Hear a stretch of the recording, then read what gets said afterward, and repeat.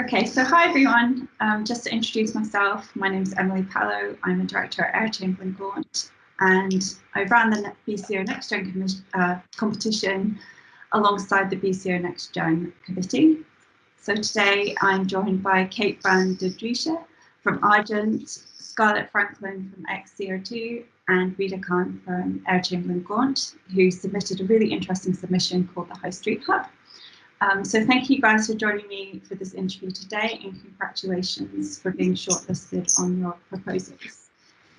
So I think we'll just start off and ask Kate, if you could just perhaps introduce your idea and just tell us a little bit more about the High Street Hub. Sure. So our idea was the High Street Hub.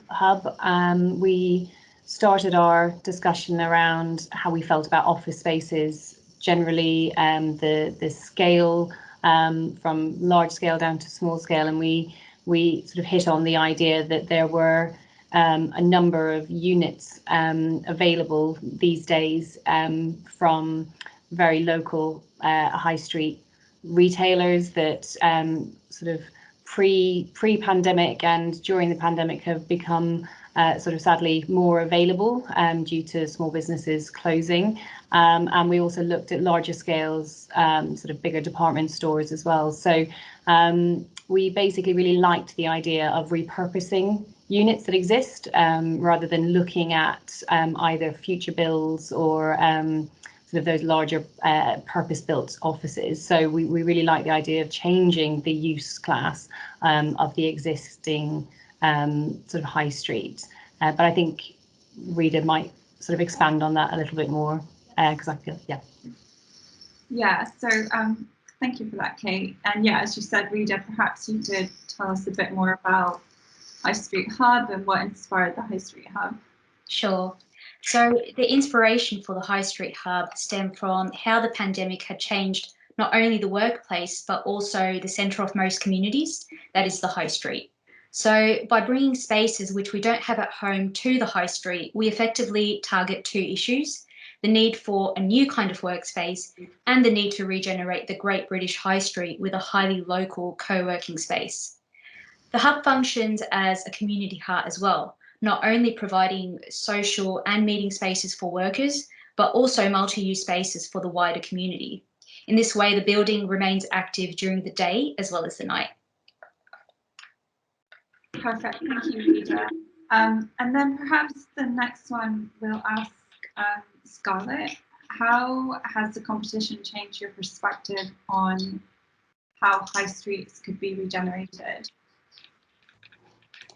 I think the industry has sort of seen a sort of shift moving towards the way that sort of design is a lot more sort of flexible and a lot more sort of adaptable. I think over the last year sort of marked quite a pivotal moment in sort of our lifetimes, and I think especially obviously in the industry. I think that sort of around the needs and the functions of the high streets have definitely sort of changed, with sort of focus on sort of community needs at the heart of it. I think, and also sort of seeing the sort of change in policy and best practice for, say, sort of lessee guidance and things like that. And, you know, touching on the change of use that's already been mentioned, and sort of good environmental design, and then also sort of tying in with sort of recent updates with circular economy, whole life carbon. So we're definitely sort of appreciating kind of how all the different kind of options are, you know, that are there, are available. And for sort of high streets, kind of how and what we need to sort of prioritise with regards to sort of regenerating for the better of the community, and sort of refocusing the need on sustainable design that sort of regeneration can help with. So in terms of sort of the socio-economic and also sort of environmental aspects as well. Mm-hmm. Thanks, Scarlett. That's really interesting. And then I was actually wondering if Rita could perhaps tell us about if you've had any ideas from the High Street Hub that you've kind of brought forward into any projects or in your day-to-day kind of job since the competition. Perhaps Rita, you could say something about that, and then maybe Kate and Scarlett can add. Sure. So I think we try and bring ideas from the High Street Hub into our day-to-day job since the competition by thinking about what activities work best in the office. We think the future of Workspace is going to be about providing much more collaborative spaces, not only for internal teams, but also for our wider external networks. So the Workspace has become much more about providing this highly agile and flexible space rather than the fixed 9-to-5 routine. So the High Street Hub is all about these kinds of spaces.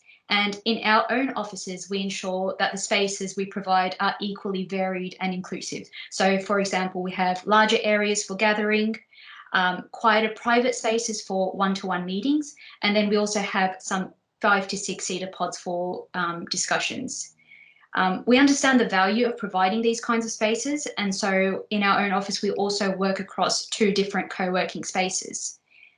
In terms of the idea of regeneration, which the Hub is also doing, we often work with communities to ensure that our design is best suited to the end user. For example, we tend to hold a lot of public consultations. The idea of the High Street Hub is about the ethos of regeneration, community, and flexibility. And I think that a lot of Eyre Chamberlain Gaunt's projects hold this value. Perfect, thank you, Rita. Kate or Scarlett, do you want to add to that? You don't have to. Honestly, I don't think I could better that answer. I think that was spot on. And yeah, certainly as developers, we're looking at our future projects, trying to understand how we can best adapt and flex to the market and to just the general approach of office users, and then within the designs ensuring that there is that future flexibility for whatever comes out in the future in terms of technology. Or I definitely think that co-working collaborative space is absolutely sort of at the front of our design at the moment. And then just sort of looping back to the retail elements, sort of repurposing those units. If we are, as we introduce our ground floor activation, if the sort of the typical retail unit just isn't necessarily that fit now, it is about that the adaptability and allowing sort of touchdown for office users, for community, and as Rita said, that community support and inspiration is really important for all of our buildings, whatever their uses. Thanks, Kate, that was great. Okay, and then let's just finish off by asking everyone, what is one thing that you'd like to see more of in the industry by 2025? Obviously, a lot of ideas have come out of the competition, but is there anything that particularly stands out as being something that you'd like to see carried through? You can talk about, you know, the office sector or the industry more generally. Yeah, I think, like you said, that there's many things that we'd like to sort of see more of in the industry by 2025. And I guess we're sort of fast approaching 2025. So I guess the sort of clear kind of path towards, you know, making any kind of progress would be to make some small changes that can make a sort of big impact. And I think sort of the main area would probably be looking at sort of each step of the design process and sort of questioning, you know, which kind of typical methods and traditional materials and processes that we're using, many of which are sort of now outdated and don't necessarily reflect this kind of best practice and that we're all kind of familiar with. And I think these kind of small changes can make a huge difference. I think in particular, we could maybe look at the sort of performance gap, maybe sort of utilising more in-use and operational data, and also sort of looking at sort of post-occupancy evaluation as well. I think there's lots to learn from sort of behavioural changes and sort of see how they can sort of inform the design. Perfect. Anyone got anything else to add? We're good. Okay, thanks guys.